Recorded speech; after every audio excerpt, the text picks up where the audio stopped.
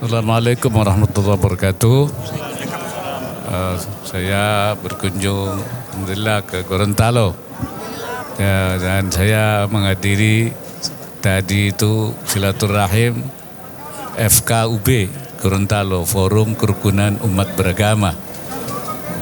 Kerukunan umat beragama itu penting, harus kita bina terus, kita jaga terus. Sebab kita ini bangsa yang majmuk. Kalau tidak dijaga itu berpotensi terjadi konflik. Nah, untuk menjaga itu harus terus ada wadahnya, yaitu FKUB, wadahnya FKUB, dan terus dibina karena kerukunan umat beragama menjadi unsur utama kerukunan nasional. Makanya itu harus dijaga. Dan yang kedua juga meresmikan pengurus KDEKS, Komite Daerah Ekonomi dan Keuangan Syariah, sekaligus juga melihat perkembangan stunting supaya terus ditekan. Masih ada yang agak tinggi itu. Secara provinsi sudah berada di 24. Berarti itu di 2022. Saya harapkan di 2023 turun dan di 2024 sudah jadi 14%. Nah, target itu diperkirakan bisa. Nah, kalau daerah terus seperti itu, nah kita dorong dengan upaya-upaya intervensi sehingga akan tercapai keinginan kita untuk menjadi 14%. Barangkali itu. Oke, silakan. Barangkali ada yang mau bertanya. Saya mohon izin bertanya Pak Wapres. Jelaskan dari harian apa? Saya Laras dari Warta Ekonomi Pak. Alhamdulillah Ramadan dan Lebaran tahun ini berbeda dengan 2-3 tahun terakhir Pak di masa pandemi. Kira-kira apa makna dan hikmah dari Ramadan dan Lebaran tahun ini yang sudah lebih baik bagi umat muslim di Indonesia? Ya, pertama tentu masyarakat sangat senang. Karena sudah di 2 tahun lebih, hampir 3 tahun itu tidak bisa mudik ya.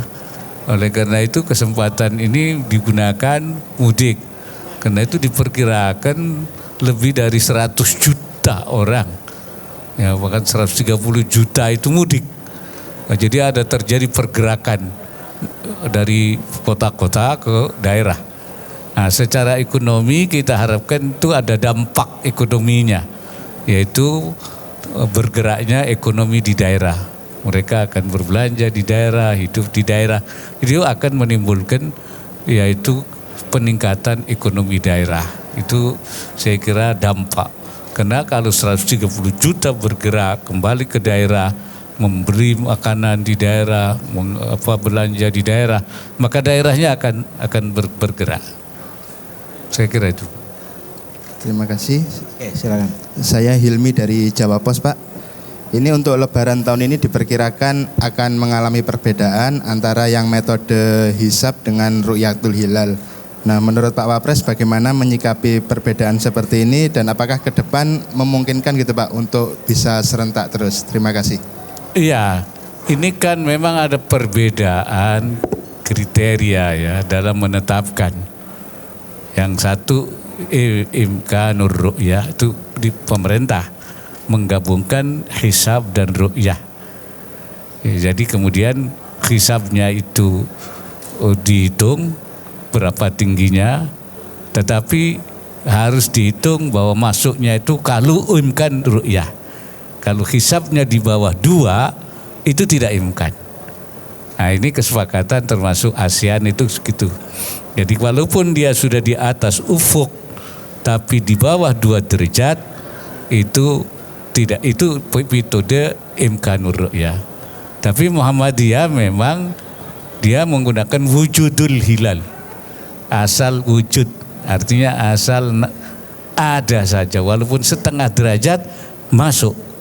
Nah, ini beda. Nah, tahun ini diperkirakan belum 2 derajat. Karena belum 2 derajat pada tanggal 29 itu hari Jumat ya. Malam Jumat itu dikira-kira itu belum imkan ru'yah. Karena itu diperkirakan istikmal namanya, disempurnakan 30 hari. Ya. Karena 30 hari puasanya maka jatuhnya Sabtu. Sedangkan Muhammadiyah karena sudah di atas ufuk walaupun belum 2 derajat dia masuk. Nah ini sudah lama diupayakan untuk bisa bertemu, tapi belum ketemu metode yang bisa menyatukan. Oleh karena itu maka yang ditempuh adalah adanya sikap bisa toleransi antara dua kelompok ini untuk masing-masing ya lebaran sesuai dengan keyakinannya, dengan hitungannya. Jadi bahasa Jawanya legowo lah. Dan itu sudah kita lakukan bertahun-tahun. Dulu pertama memang agak konflik sedikit yang antara metode ini ribut. Tapi belakangan tidak. Karena kita terus sosialisasi, edukasi, sekarang rukun-rukun saja. Sambil terus mencari metode untuk bisa mempertemukan dua metode ini, Imkanur Ru'yah dan Wujudul Hilal. Barangkali itu. Oke, lanjutnya siapa? Ya, silakan. Pak Wapres, saya Nina dari Harian Kompas. Nah, jadi begini Pak, kan saat ini ada konflik terkait mutasi KPK, pegawai Polri di KPK. Dan akhirnya sejauh ini kan penyelidikan kasus-kasus korupsi akan beresiko terganggu gitu ya Pak. Nah, kalau menurut Pak Wapres seperti apa sih sebaiknya kedua institusi ini supaya harapannya supaya penyidikan korupsi tidak terganggu gitu Pak? Ya, sebaiknya membangun komunikasi, bertemu, duduk bersama, mencari solusi. Solusinya kembali kepada aturan saja. Jadi tidak ada sesuatu pihak yang maunya sendiri gitu. Ya, duduk bersama, bertemu, berunding, aturan yang benarnya seperti apa. Kembali aja ke aturan. Ya, back to aturan. Kalau itu sudah bisa disepakati, saya kira nggak ada masalah. Saya harap begitu. Ada saling pengertian dan kembali kepada landasan. Sudah ada landasannya kan, aturannya sudah ada. Tapi untuk ini Pak, kan kasus-kasus korupsi yang sedang ditangani banyak nih Pak. Untuk kinerja KPK sendiri sangat mungkin kan terganggu, menurut Bapak seperti apa semestinya di KPK sendiri? Ya karena itu tadi, karena tidak ada kesamaan bisa jadi terganggu kan. Maka itu harus segera berkomunikasi, bertemu, mencari solusinya dengan berpegangan pada aturan yang ada. Kalau ada kembali ke aturan pasti selesai. Kalau tidak akan terus terganggu itu, ya. Yang penting itu ya Pak, jangan sampai terganggu ya. Jangan sampai terganggu, ya. Oke. Makasih Pak. Assalamualaikum Pak Wapres. Saya Eno Pak dari RRI. Pak, ini kan tanggal 9 sampai 11 Mei Indonesia akan menyelenggarakan KTT ASEAN ke-42, Indonesia sebagai chairman, sebagai ketua ASEAN 2023 ini. Mungkin ada imbauan untuk pengamanan Pak, kemudian bagaimana imbauan untuk masyarakat turut menyukseskan event tersebut. Terima kasih. Ya, saya kira kita sudah punya pengalaman mengadakan KTT G20 dan itu juga pengamanannya ketat. Karena itu pengalaman itu saya kira harus dijadikan modal dalam rangka menghadapi KTT ASEAN. Dan kita harapkan bahwa pengalaman Indonesia di KTT 20 yang G20 yang sukses itu akan juga diulang. Ya, artinya oleh KTT ASEAN. ASEAN kan lebih kecil. Kalau G20 lebih besar. Itu banyak negara yang terlibat global. Hasilnya sangat memuaskan dan diakui oleh berbagai negara di dunia ya, tentang kesuksesan G20. Kita harap itu juga akan berulang. Juga nanti ASEAN juga akan mendapatkan hasil-hasil yang memuaskan. Dan kepada masyarakat ya kita himbau supaya ikut mendukung, ikut menjaga dan ikut